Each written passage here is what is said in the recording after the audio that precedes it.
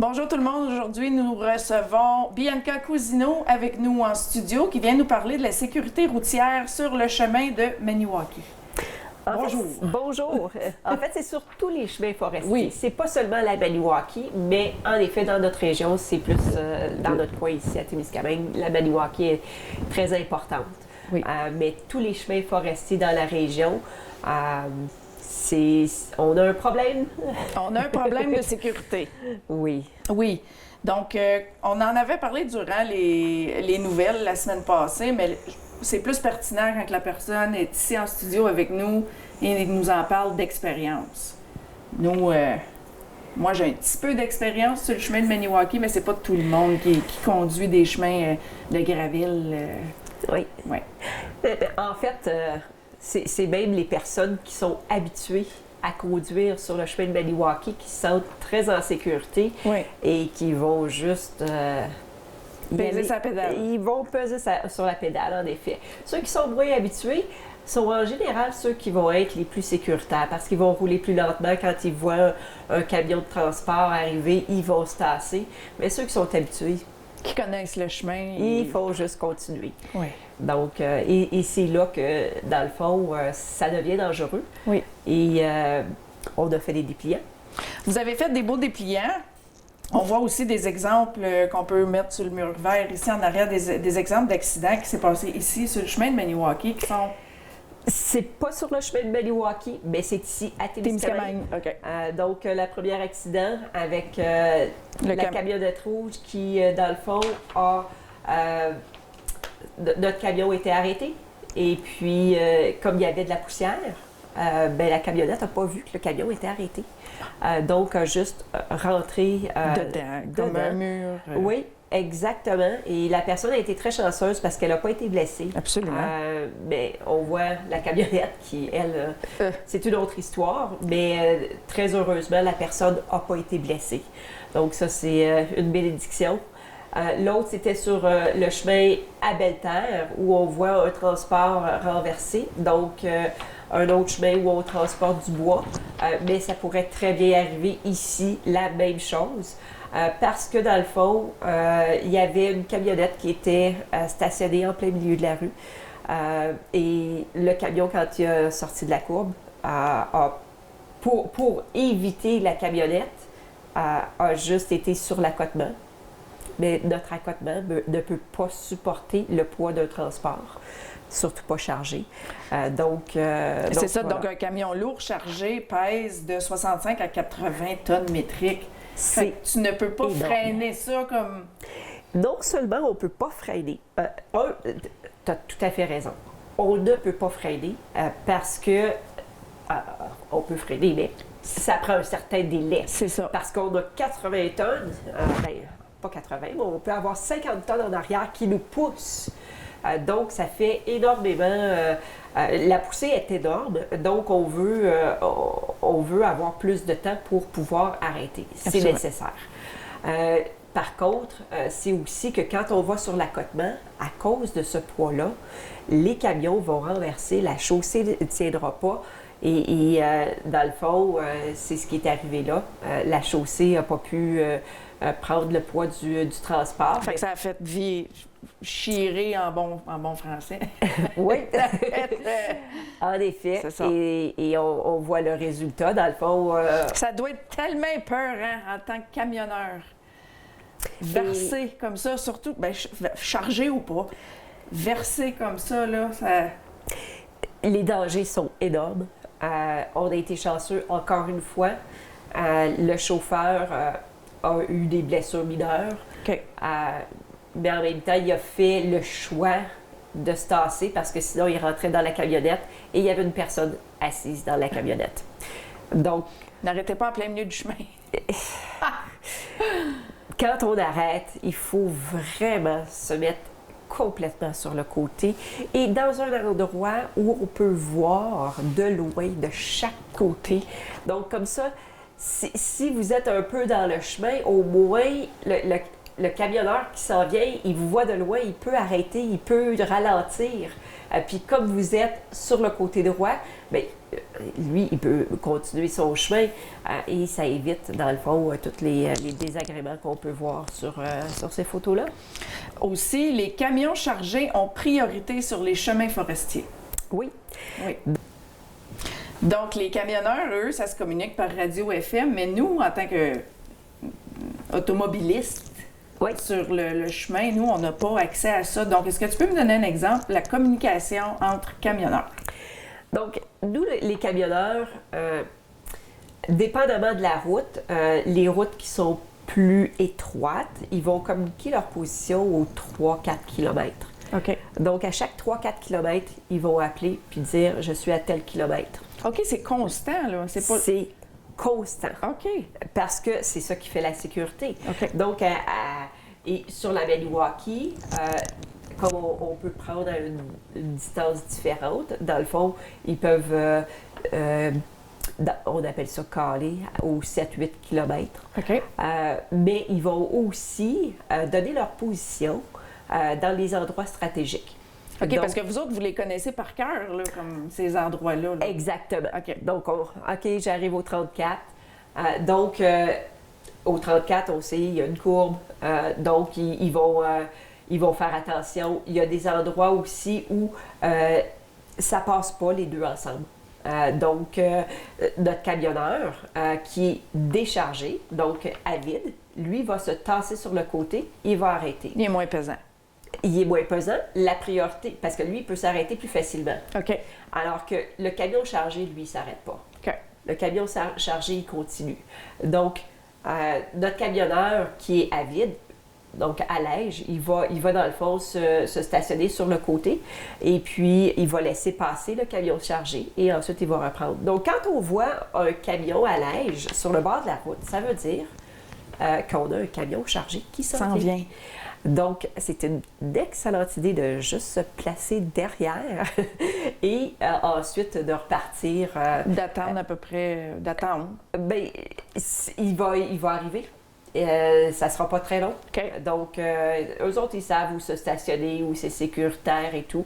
Donc c'est ça. Quand on voit un camion stationné, on attend que le transport chargé ait passé avant de repartir. Petite question. Oui. Est-ce que ça se peut qu'il y ait deux camions chargés qui se suivent quand on voit? Parce que là, tu sais, moi, je suis quand même... J'y vais sur le chemin Maniwaki. Fait que là, si je vois un transport, OK, là, je vois, OK, le transport, il a passé, je suis parquée, je suis stationnée en arrière de celui à Liège. À Liège? À l'ège. À Liège. À Liège. Et puis, qu'est-ce qui me dit pas que quand que je reprends mon chemin, qu'il n'y en a pas un deuxième? Comme... Ça peut arriver. OK. C'est quand même moins courant. OK. Mais ça peut arriver. OK. Parce que dans le fond, on a le temps de chargement qui est entre les deux camions. Mais parfois, un camionneur peut avoir un délai. Donc, le chargement suivant peut le rattraper.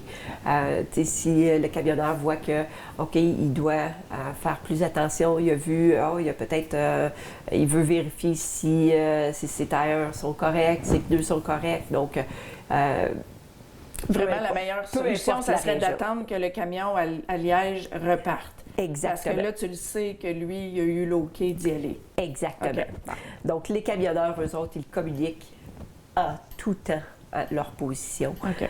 pour la question de sécurité. Ben oui. Donc, c'est ça. Et puis, c'est certain que les camions à Liège ne s'arrêtent pas tout le temps non plus. Parce qu'il y a certains endroits où il y a deux voies. C'est pas un problème de se croiser. Ils vont ralentir, ils vont se mettre beaucoup sur la droite. Donc, ils vont laisser toujours la priorité aux camions chargés. Mais ça ne veut pas dire qu'il va complètement s'arrêter. Mais par contre, c'est toujours le comportement à faire, c'est de se mettre à droite le plus possible. On voit un camion arriver, on se met à droite, on ralentit. Donc, parce que notre camionneur chargé, lui, il a besoin d'espace. Absolument. Aussi, le chargement peut dépasser jusqu'à 16 pieds à l'arrière de la remorque. Oui, parce que nos bio de bois, dans le fond, ils n'arrêtent pas à 48 pieds. Ouais. Donc, ça peut dépasser, puis on le voit sur le dépliant, là, on voit un de ces bios-là qui dépasse énormément, et c'est ce qui peut rendre les choses encore plus dangereuses. Parce que ça peut rentrer, tu sais, si la personne rentre dans le transport, ben, ce bio-là peut rentrer dans la camionnette, et si ça rentre là où le conducteur est, ben C'est fini. c'est fini. C'est fini. Et c'est ce qu'on veut éviter. Ben oui. Donc, il y a beaucoup de poussière sur les routes forestières quand on transporte. Dépendamment, à ce temps-ci, il y en a un petit peu moins parce que c'est quand même plus humide le matin. Mais la poussière, c'est tellement dangereux c'est parce terrible. qu'on ne voit pas. On voit pas. On voit pas, puis on veut quand même continuer, mais si on continue puis qu'on ne voit pas du tout, ben C'est dangereux. c'est très dangereux. Et ce qu'il faut savoir aussi, c'est que quand un camion lourd, dans le fond, il est sur une pente ascendante, il ralentit énormément. Donc, ils peuvent rouler des fois à 10 km/h Pour monter, là. pour monter la côte. Parce que eux autres, ils ont 50 tonnes en arrière qui les tirent, donc qui les empêchent de monter à une bonne vitesse. Et des fois, on me dit « Oh mon Dieu, vos camionneurs conduisent rapidement. » Nos camionneurs, ils vont en général à 70 km/h. Une chose qui arrive, c'est quand on arrive dans une côte qui descend, bien là, le camion va prendre la vitesse parce qu'il faut aussi qu'il puisse avoir un son élan. air d'aller. Son Oui, air d'aller. pour pouvoir faire la prochaine côte, pouvoir monter la prochaine côte. Parce que dans la prochaine côte, bien, il va ralentir jusqu'à 10 km/h. Ouais. Donc, tu sais, c'est tous des facteurs qu'on ne connaît pas nécessairement et qui sont tellement importants à savoir pour pouvoir adapter notre conduite en tant qu'utilisateur des routes forestières. Oui. Aussi, le dernier point que je vois ici, c'est l'entretien de chemin. À l'approche d'une niveleuse, ralentissez, soyez vigilants car des équipements non visibles accrochés à la niveleuse peuvent dépasser de 4 pieds sur les côtés. Oui, donc niveleuse, grader, Un grader. communément appelé. Donc, on a des équipements derrière. On appelle ça un râteau. Donc, qui va, dans le fond, niveler également toute la gravelle qu'on vient de bouger. Et ça a jusqu'à 4 pieds sur le côté.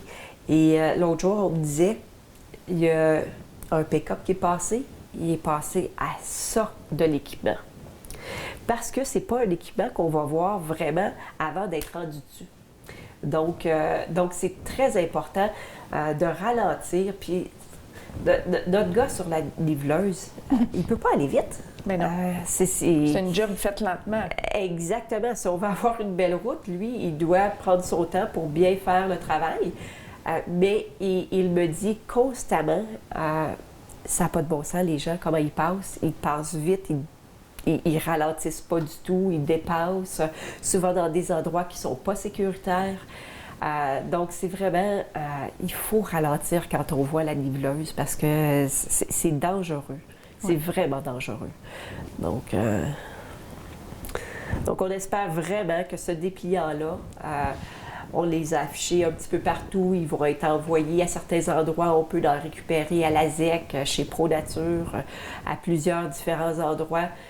On espère vraiment que ça va amener une compréhension différente de ce que c'est le transport de bois et que les gens vont commencer à changer leurs habitudes pour pouvoir avoir un comportement plus sécuritaire lorsqu'on croise nos camions.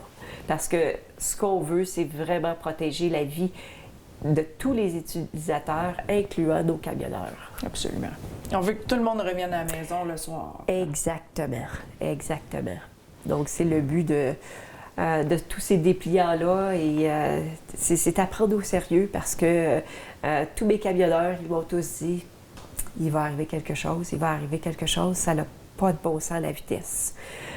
Donc voilà, on a fait quelque chose et maintenant, la balle est dans l'autre camp. C'est ça. Donc, c'est à nous à l'appliquer maintenant. Exactement. Donc, on fait notre gros possible pour pour le publiciser, pour que les gens en parlent et puis pour qu'on puisse changer les comportements. Bien, Bianca Cousino, est-ce que vous voulez rajouter quelque chose?